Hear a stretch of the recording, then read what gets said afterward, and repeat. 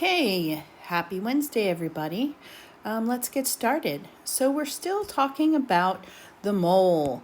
And then today we're going to learn how to do mole to mass to particle conversions. What I've given you here is sort of a map of what we're going to be doing. And let me go over what this map represents. So let's say we know how many particles we have. Now, particles would be atoms, molecules, or ions.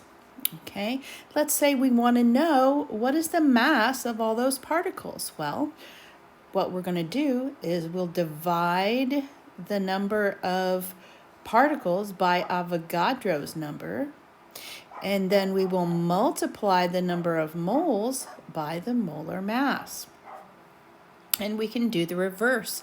Let's say I have so many grams of some pure substance, and I want to know how many particles that is, atoms or ions or molecules. Well, I'll take the mass, I'll divide it by the molar mass, and then I'll take that and multiply it by Avogadro's number, and I'll have the number of particles. Okay, now previously, we learned how to convert from moles to particles using Avogadro's number, or the definition of a mole. So let me kind of quickly walk through an example of that. Let's say we were told we had 2.3 moles of iron, and we want to know how many atoms of iron that is. Okay, so what we do is we start a T-chart with our known 2.3 moles of iron. And then we are going to put in our next step, the definition of a mole, or Avogadro's number. Okay, we're going to put the units of moles on the bottom here so we can cancel them. And then units of atoms goes on the top. So 1 mole is equal to 6.02 times 10 to the 23rd of whatever we're counting, and in this case it's atoms. Okay, so once everything's set up, I get to cancel my moles. My remaining units are atoms of iron. Okay, so that's what I wrote down. And now I use my calculator, 2.3 multiplied by 6.02 times 10 to the 23rd. And the answer I get is 1.4 times 10 to the 24th atoms of iron. Okay, most of you were able to do that in the previous homework, so we move on. Now, here's how you want to be able to convert from moles to mass. Using our newfound knowledge of molar mass, we can convert back and forth from moles to mass. So, in our first case, moles are given, and what we're going to end up doing is multiplying by molar mass. So, in our example, we have 4.6 moles of carbon, and we want to know how many grams of carbon that is. Okay, so we begin our T-chart with the thing we know. And in the next position, we're going to put the molar mass of carbon. We're going to use moles on the bottom so that we can cancel them, which leaves grams on the top. Okay, so get it set up. We cancel moles. We're left with grams of carbon, which you can see in my answer. And then I'm going to multiply 4.6 times 12.01. We're working in 2 significant figures, so my answer has 2 significant figures, and that's going to be 55 grams of carbon.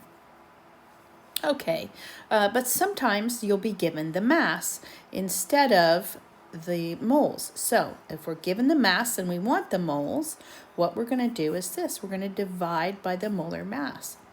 All right, so in our example, we have 16.906 grams of hydrogen. Okay, and we want to know how many moles of hydrogen is that. All right, we're going to set up our T-chart starting with our known, okay, or our given amount. We have 16.906 grams of H2 hydrogen. And then we are going to use the molar mass of H2 hydrogen.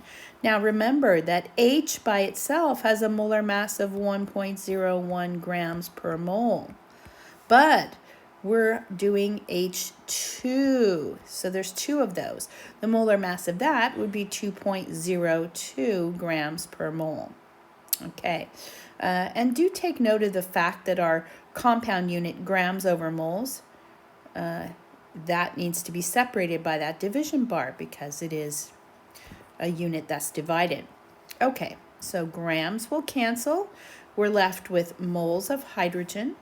So I put that in my answer. Then I put the problem into the calculator. 16.906 divided by 2.02. And I get 8.37 moles of H2. Okay, so what if I were to combine those operations? Let's try to put those two together into just one T-chart, which would be a very common thing to do in chemistry. All right, so let's look at an example. How many atoms of calcium are there in a 236.5 gram sample? Okay, well, we're going to start with our known, and our known is 236.5 grams of calcium. We're then going to divide by our molar mass. Okay, what that's going to give us is the number of moles of calcium we have. All right, so in the second position, we put our molar mass with grams on the bottom and moles on the top. In our third position, we're going to put Avogadro's number, or the definition of a mole.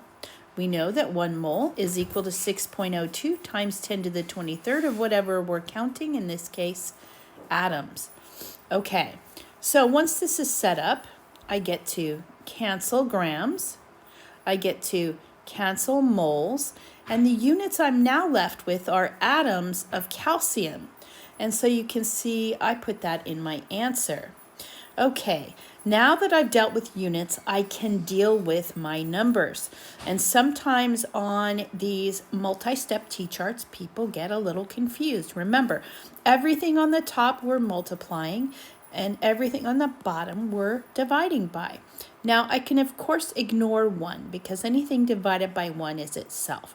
So I don't need to put that in the calculator. So I'm going to go straight across from left to right, capturing top, bottom, top, bottom, top, bottom in this way.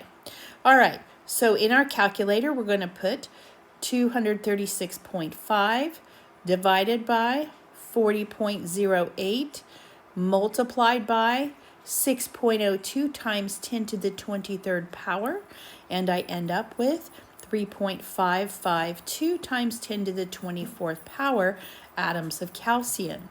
Okay, we disregard this definition in terms of our significant figures because it's a definition.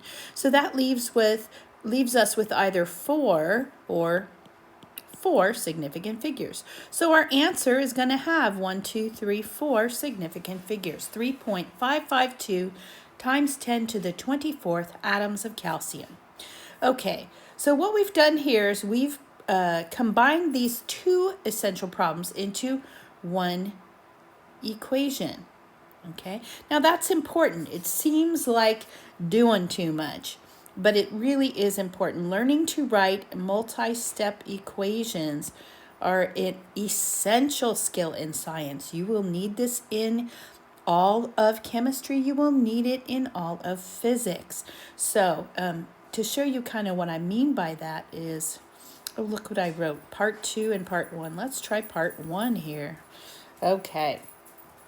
So in our first part, I've taken the mass of calcium, divided it by the molar mass, which would give me moles. Okay, so then my answer for the first part would be this, 5.900 moles of calcium. Okay, now I can do a second step and I can multiply that by Avogadro's number, or the definition of a mole. So in this case, my moles cancel and I'm left with atoms. All right, and I get the same answer. You can see I've gotten the same answer both times. But this is done in 2 different steps. Let me correct that right now. It's really irritating me. Part 1 and part 2. Okay, but again, the whole point of this is to learn how to write this two-step T-chart on your own and get the correct answer with the correct units and the correct significant figures.